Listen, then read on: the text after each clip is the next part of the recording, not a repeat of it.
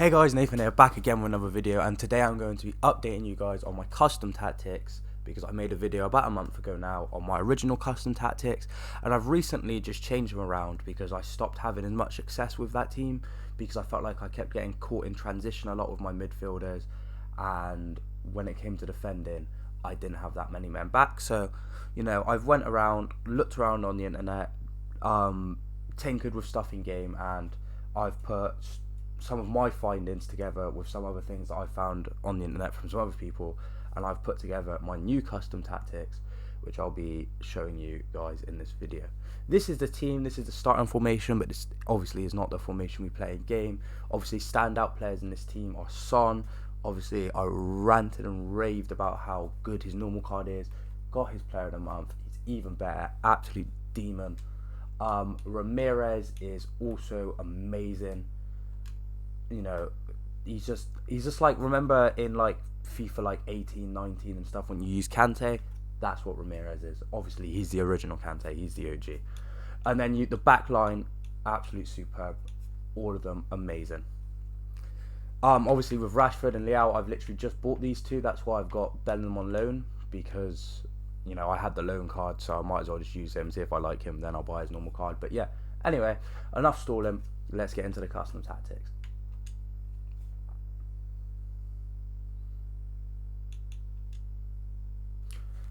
Here we are now on the custom tactics screen, and here we go. Defense. A lot of this stuff I don't really understand. I don't really understand how it works in the game. So this is stuff that I just take from other people, because I just think that this is just a bit out of my depth when it comes to FIFA tactics anyway.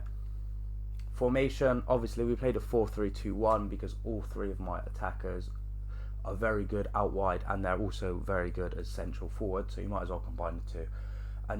And then we get into the instructions, and obviously Son, get in behind, stay central. He's the focal point, he's the best striker, so obviously he's going to go through the middle.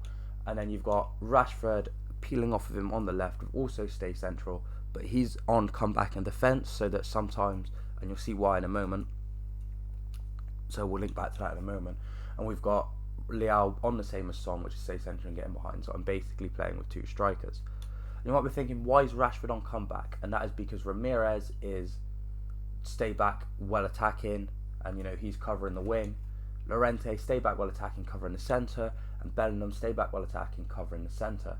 This means that all of these sit very deep, don't really come forward for the attack, so Rashford is there to link the ball between the midfielders and the attackers, and he's my favourite out of the three to use on the ball, so he's the one that plays that position.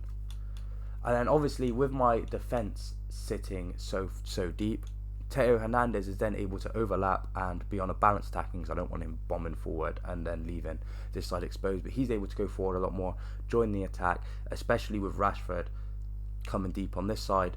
Theo Hernandez can overlap, fill in that space. Walker is also on overlap when he gets forward, but he's also want him to stay back while attacking, because obviously Leao staying forward. Ramirez obviously still sitting deep, so just that extra defensive cover. Nothing on the centre backs, nothing on the keeper. So obviously those are the tactics. Obviously you've seen the team. Obviously the players I mentioned is Son, do the SBC while you still can. Ramirez, if you can afford him, buy him. Llorente is also a demon. Llorente is an absolute demon. On the bench, Guardiola super sub for if one of my defenders gets sent off, which happens quite a lot in champs actually. And that's probably about it really. Smolarek used to have a place in the starting 11, doesn't anymore, but still an absolutely solid option. But now this is the tactics, this is the team. We're going to jump into some gameplay, and I'm also going to talk you through how the team plays in game, how the tactics play in game, and some other tips and tricks that I've picked. I just want to add this part in, which is being recorded after I've recorded the gameplay. Now that we're hopping into the gameplay, and I feel like one of the first things I noticed about as you can see, this team and the tactics, but that's not the main part, that because in the gameplay now is that I have a lot more cover in the midfield, and that's something because a lot of the times when I was playing with the last first segment I used, obviously at the start I had a lot of success, but as tactics time for a little went bit, so on, I'm not really going to go in depth with And as I got better players in my team, roles I and stuff, I'll realised show that you them all. But that it's a lot of the time really Ramirez, who was my lone DM, because obviously it was more of a lone DM, and then it's just the the only person that's going to stay forward is a striker. I felt like these two even come though back he was while on stay back while attacking, these two stay back quite a all lot of these because stay I'd back, bring and the everyone ball out of stays the back. And it's just what I switch to if I'm leading the game. Caught up the pitch a lot of the time, but now to go, I'm able to do that with either him or Llorente, pushing forward, because the other one, and the one that's not on the ball, always men forward and stick back and be in a defensive position. These are my defensive formations that I really like. I like having defensive cover a little bit, because when I play, I do like to commit as many men forward as I can, and usually when I've got one DM, I do kind of go a bit overboard, get caught out. I then got a guy running with 3 attackers at my back line. If I bring one of those centre backs out to tackle him, I could mess up the tackle, because obviously you don't complete every tackle you go in for, and then bam, he's got a gap to play his other attacker through. Bam, he scores.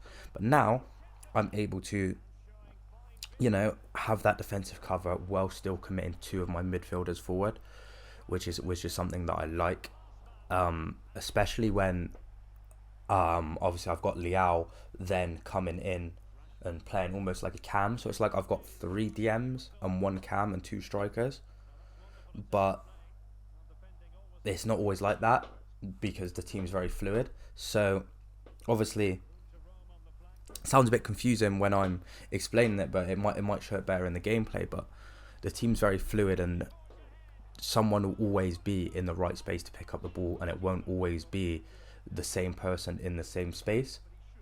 So my players aren't just glued to their positions, but at the same time you don't catch many open spaces on the pitch for my opponent to use against me, which is something that I really like. And especially with the attackers, I think that's another thing where I still had a lot of success scoring goals in the other formation, but this one's a lot better because in the other one people would just mark Son out of the game, and obviously Smolarek and Ansu Fati were the 2 people I had on the wing before switching to this team. They would bang goals, but I did feel like Son was kind of wasted because he would just get marked out of the game. But now that I've got Liao, Memphis, and but even Rashford when he was in there, and Son, and they all sort of move around and interchange their positions, I feel like Son's not as wasted. He still gets amongst the goals and the assists, but Liao and Memphis and even Rashford when he was in the team were still putting up decent numbers. So it feels like nobody in the team is wasted and everybody's doing their part. I also think the defence is a lot better using the physical fast centre backs that I have, especially with the 2 most OP full backs that I've got, and I'm quite lucky to be able to fit them into my team. But I've now got a defence that I'm very, very comfortable using. I'm very comfortable with them on the ball, very comfortable with them off the ball, their recovery pace. I know what balls I'm going to get to, what slide tackles I can make, etc, etc. But yeah, and obviously I'm going to move on to the second part of the tactics, the bit that I've only introduced recently, and it's because I was chatting to my friend Joe, and he said that he was struggling sometimes in foot champs because he didn't have a plan B, and I was thinking, that's true. That's sometimes where I get stuck. I've got one way of playing. If that doesn't work, then I'm screwed. So I've introduced this back 5 system where I just basically park everyone behind the ball, and then we just play counter-attack ball up to Son, hit the ball long to Son, have him bring it down, then the overlaps off of him. It's really effective when I'm winning the game, but like, because there's always those games where you're 1-0 up, 2-1 up, or you're leading by a goal, but it's not a comfortable lead because your opponent's still attacking you, still probing at you, and you don't want to commit too many men forward to get that 2-goal lead, to score the extra goal, but leave yourself open to concede. So that's why I've made that formation and that tactic, and I'm still going to tinker with it a little bit because it's not 100% complete. It's not 100% how I want it, but it just helps helps me control the game a little bit better. Helps me calm it down sometimes when the game's running at 100 miles per hour and it's just end to end. Sometimes you just need to have a bit more of a steady and stable formation tactic and just slow the game down, calm it down, control the tempo of the game, and that's really where you do win the games. And it's just like football in real life, really. When you can control the game, you've got control of the game. You have the most possession. You've always got the And I'm not saying play negative football. I'm not saying stick everyone behind the ball and just hope. You have to obviously still go forward and play football, but it's good to have a more stable defence when you're leading, towards the end of the game when your players might be on the best stamina. But yeah, that's really all I've got to say about the tactics, really. Obviously, the standout players, like I said, are Ramirez. Depay is great now that I've brought him in, because I thought Rashford, he cost me like 100k. He was okay, but he wasn't 100k worthy, so I went and got someone that, Memphis cost me 10k. Had to snipe him off the market, but he does the job, and he's only going to get better when I finish the evolution.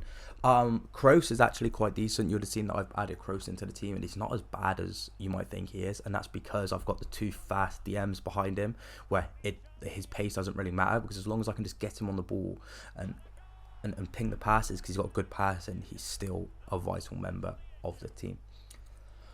But yeah, I hope you enjoyed this video. I hope you find these tactics helpful.